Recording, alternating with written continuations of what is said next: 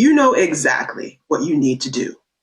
Apply for that role, have the conversation, raise your rates, make that move that you've been putting off. You've known for months, maybe years.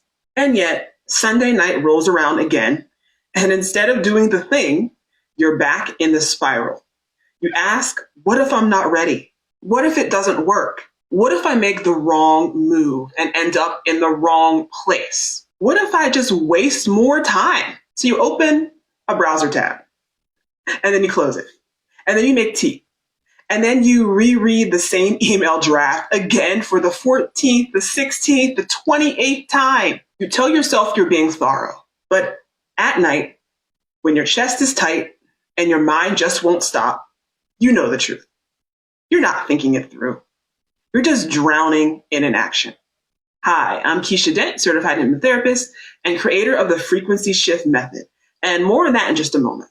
Today, we're talking about how to stop overthinking and take action when anxiety is the one actually running your decisions.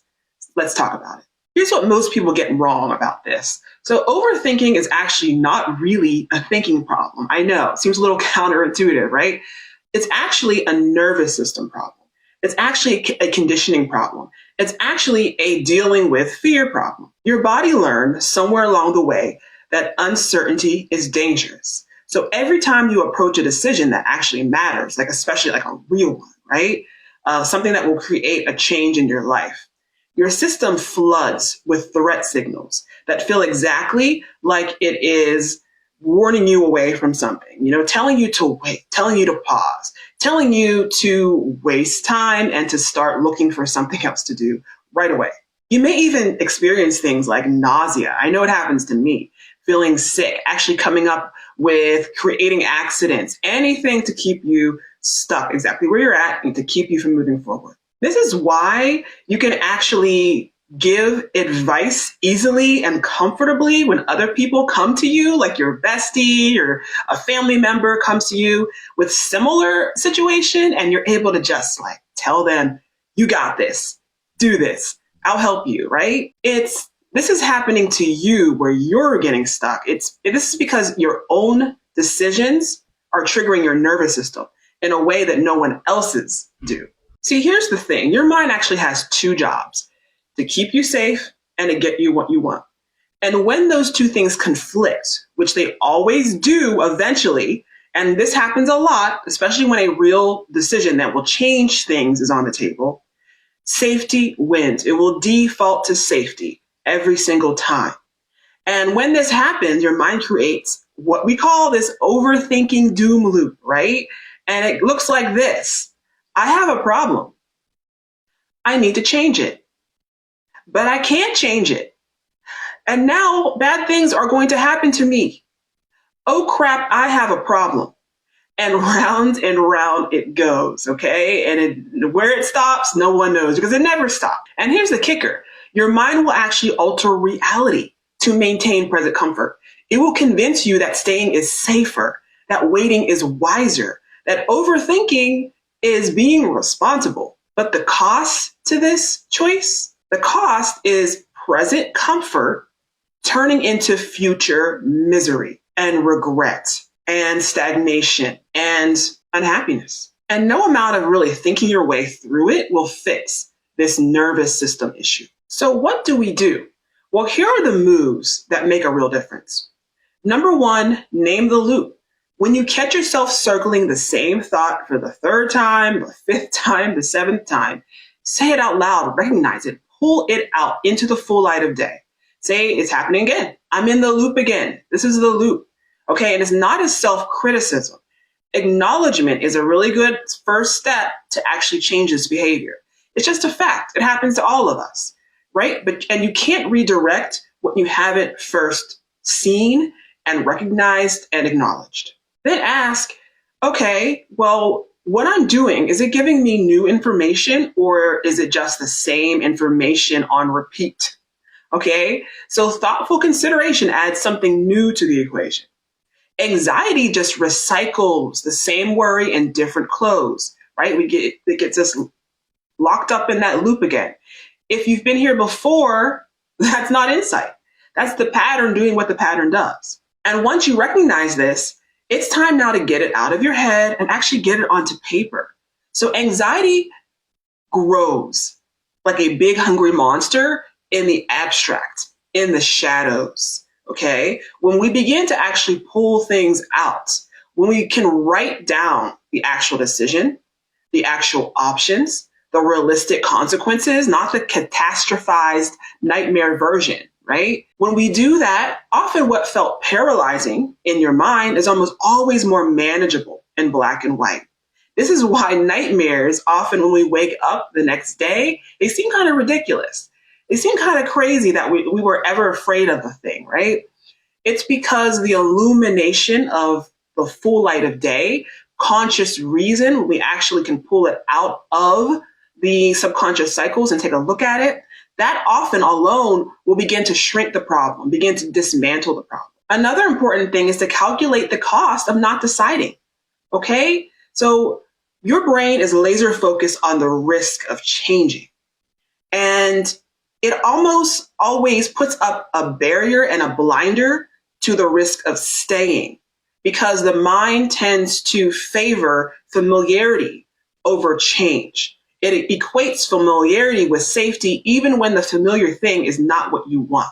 So you want to ask yourself, okay, well, if nothing changes, what does my life look like in a year, in 5 years, right? Like that queasy sensation, that knot in your chest, like every time that you think about keep going down this path, what is that ultimately costing?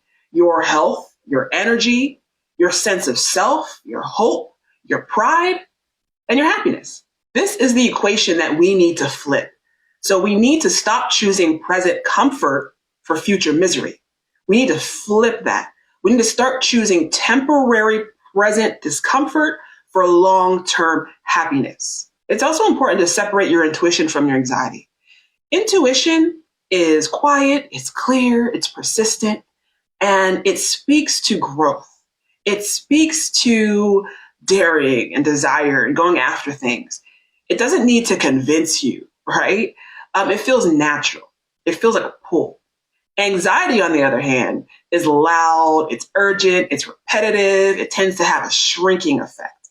So when you're spinning, pause and kind of ask, like, is this like an intuitive gut thing? Or is this like fear, like dressed up as like being protective or taking the safe route? And finally, this is one of the most important things that you really have to understand. You will never, ever, ever have all the information. The moment where it all feels safe and certain, that's not coming. And that also ultimately is what the mind is waiting for. It's waiting for certainty. But waiting for certainty is not being careful. It's a trap. And it is a glue trap. It's a mouse trap. It's going to just keep you stuck. We live in an uncertain world. What you desire lies through the path of uncertainty. The best way is to be able to accept that you cannot predict, you cannot foreshadow everything that's coming. And that the way forward is learning to move and dance with uncertainty. There comes a point where thinking ends and doing has to start. And there comes a place where the only way to know if you can handle it is to actually move and handle it, because you can handle it. And the reason you're here and you've made it this far in life is because you can handle it. You've handled everything that's come your way already, and you can handle everything that is coming. You don't need to feel ready. You need to be willing to trade temporary discomfort now for peace later, for happiness later, for pride later, for joy later, right? And know that that's coming. That's coming your way. And if something goes sideways, you'll figure it out. You always have, and you always will. So these steps will begin to create some relief to get you moving. But if you have been living this pattern for years, they're working at the surface of something that runs much deeper, and that is extremely common. The truth is, you're running at the wrong frequency, one that was set a very long time ago by experiences that taught your system to treat uncertainty as threat and visibility as danger.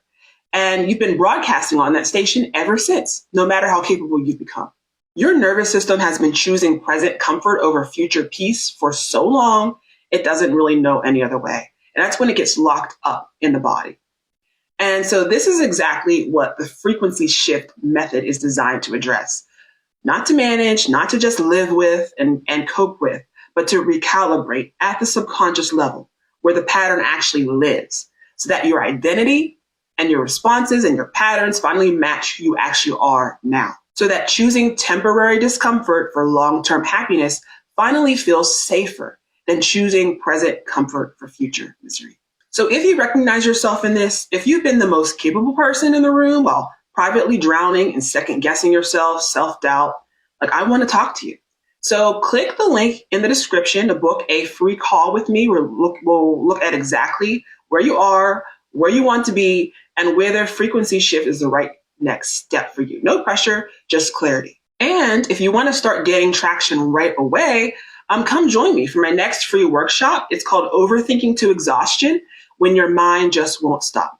And it's part of my From Anxiety to Empowerment Support Circle. So it is happening online Wednesday, April 29th at 7 p.m. And the link is also in the description. You don't need to think about it more. You need to break the doom loop. I look forward to seeing you there. So that's it. Again, my name's Keisha, and I want to remind you always that in order to change your life, you must first change yourself. Thank you so much, and I'll talk to you soon.